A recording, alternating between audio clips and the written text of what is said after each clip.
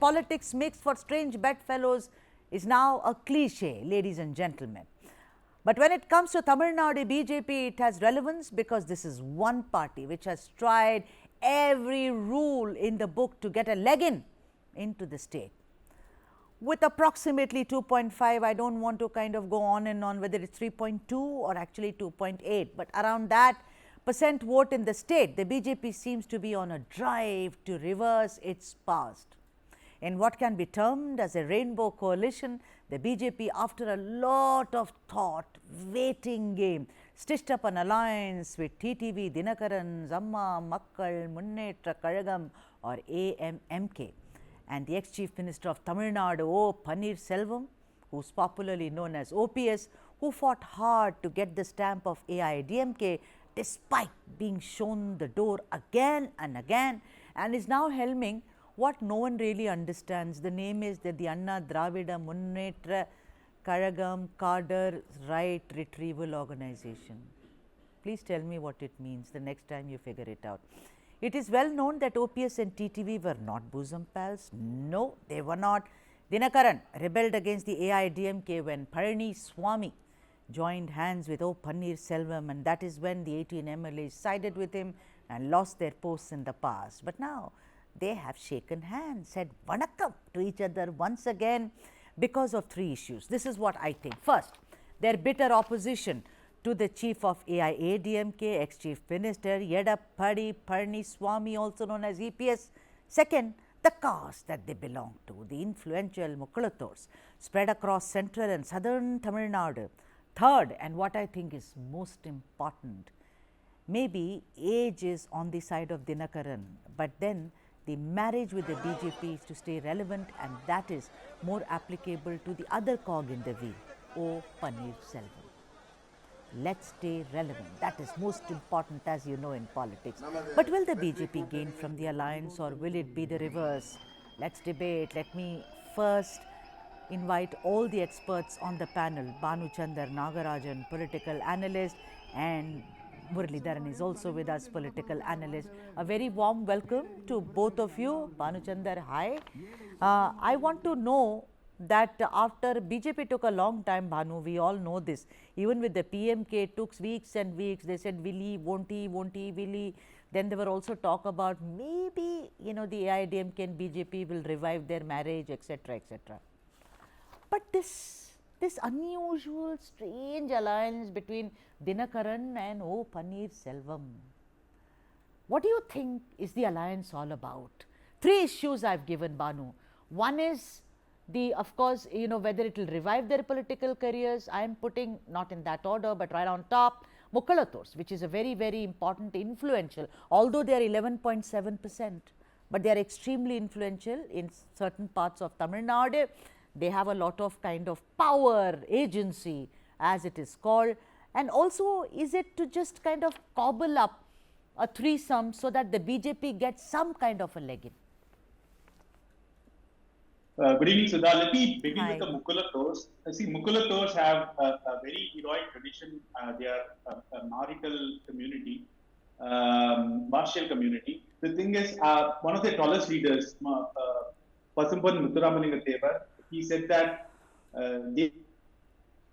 Desiyamum Devigamum Iru Katkat, which means spirituality and nationalism are two eyes. If there was the best description of cultural nationalism that the BJP espouses, it cannot be said better than what Pasumpan Muthuramalingam said. So there is a natural mental, psychological, ideological alliance between what the community leaders said and what the community people follow and what the BJP espouses.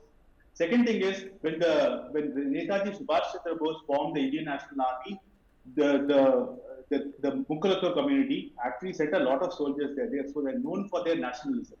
Coming little further down, when the ADMK politics started, when ADMK split from the DMK, MGR split from Karunanidhi, he actually contested from Arupukottai, then Madurai West, then Andipatti. These are all heavy Mukkulathor bastions, and also similarly Jayalalitha, Theni and Bodinai. So what I'm trying to say is, this community has always had the back of ADMK, and then after the split, I think they feel little alienated, and they were looking for a political a political address and a BJP game. I'll All stop right. there and So you think so Bhanu, you are saying that the entire Mukkulathor angle will work in the advantage of this rainbow coalition. Muralidharan, what is your comment on this? Because see, historically, if you look at the different elections in Tamil Nadu, the Mukkulathors have kind of used to side with M.G. Ramachandran and J. Jayalalitha. But this ragtag, many experts, this is not my phrase, I am not using it. But these three disparate entities, you know, AMMK, O. Paneerselvam, and also the BJP in Tamil Nadu, do you think that they will get this cause support at all? Because it seems like even if they support, they will rather go to ADMK and maybe a few may come to Dhinakaran. What is your opinion on this, Muralidharan? I am part of the Mukkulathor community, Sudha. Let me start with that. Now, you should see where Mr. Dhinakaran is, Mr. OPS is, and Mr. Edapadi is. AIADMK is a cadre-driven party.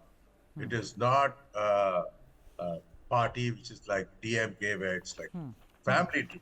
Even look at most of their contestants today are sons of former politicians, which is not the case with AIDMK. Probably one or two, not to the extent of 50%, 60%. Second, these two people, Mr.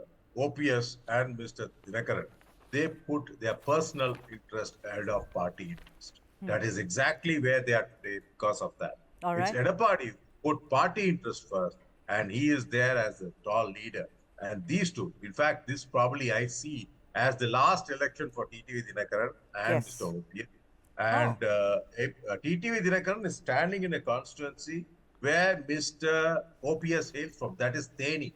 Yes. Why doesn't he contest from there? It should have been his passion. That's his strong point. He should have contested there. No, he is like actually like a nomad today, going and contesting in a different constituency altogether. And these two people coming together, the AIDMK cadre have sized them up. They know who they are. In fact, the Mukkulathor community, they are very, it's a community which has, they're heavily sentimental. I'm not sure whether you've seen the movie called Devar Magan, etc. Yes, in which Shivaji says what Bhanu said, that when Netaji gave us a call, we all went with our weapons. It's one of my favorite films. Yes, Go on, Muralidharan. They're nationalists. Yeah, they're nationalists, and also there's something called the loyalty element. So you don't think they will come with this either Dhinakaran or with OPS? Little chance is what you think? No chance at all. They're going to go for the party, and you're going to see the dark horse here is AIDMK. You will see them performing now. That's the strength of AIDMK. That's also the reason they are like, at least 5% more vote share, traditional vote share than DMK. Right. Even in spite of, the mighty combination, the alliance combination of DMK, AIDMK will still give them a run for their money. All right. Because don't forget, even in the last election, the vote difference is only 3%, 3.5% between ADMK and DMK. They still came around and won 67. That is the third term. All right. So much of I like this debate. One says, yes, there is a lot of hope in this new kind of coalition, and the other says no chance. Now let me come to Bhanuchandar. Bhanuchandar, politics makes for strange bedfellows. No problem. You have new kind of equations. So, but we all remember 2017 when Mr. Paneerselvam sat at the Samadhi and called them Mannargudi gang, Shashikala Natarajan.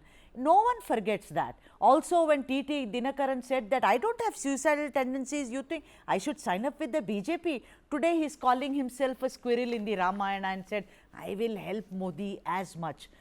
Don't you think it is what Muralidharan said right now, and I have said when I was introducing this story, ladies and gentlemen, this is a last-ditch effort. It's a question of survival, Bhanuchandar. Would you like to counter that, or you think, no, I am running away too ahead of the time? See, the thing is, it is whatever you mentioned is true, Sudha. It cannot be.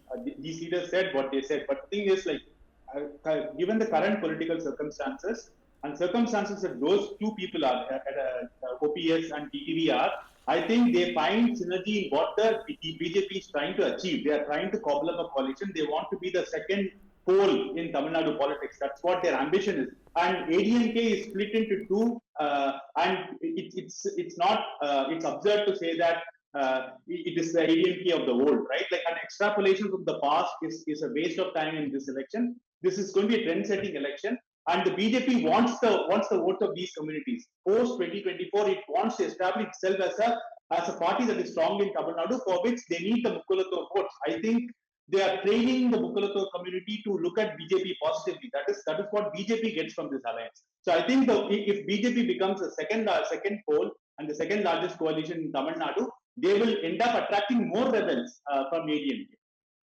All right, Muralidharan, I'm going to quote what Dhinakaran said, and you spoke about why is he contesting from Theni.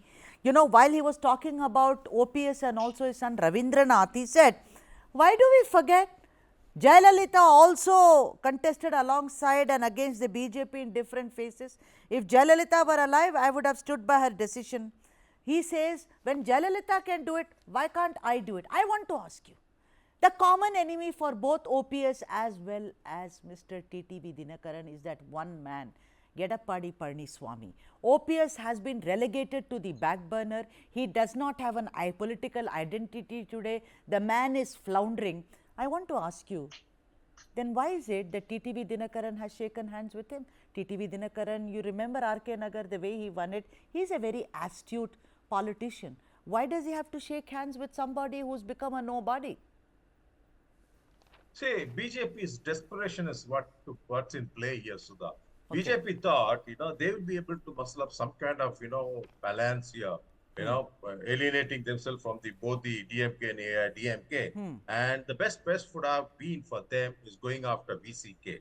VCK is the Dalit party. Yes. They have something close to 25%. They address 20%, 25% of the Dalit vote share in the state, though they may not garner so much, but that would have been their best bet. Next is PMK, next is DMDK. If they would have had these three parties in their bag, they would have been they would have given a good run for.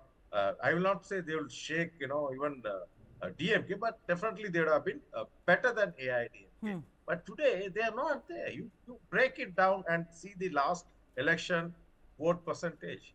DMK is still at that 42%. DMK is at something like 30%. Right. Then you had Congress, then you had VCK. Then the CPM, they had 42%. Next is AIDMK. Their own that vote share of something like 25 to 30%. Third comes, Seaman with 10%. It's only after that BJP. BJP had only 3%. Organic growth, they can go up to 8%. And this TTV Dhinakaran, you have OPS, you have Sharad Kumar and his family joining here. And the greatest joke here is Sharad Kumar and his family. There are 4 members, so 4 votes are guaranteed. That's the kind of joke which is floating around. So with all the people, I don't see them more than 10 to 12%. Where is the challenge? Where is the path-breaking election? Yeah, This is actually their prayer.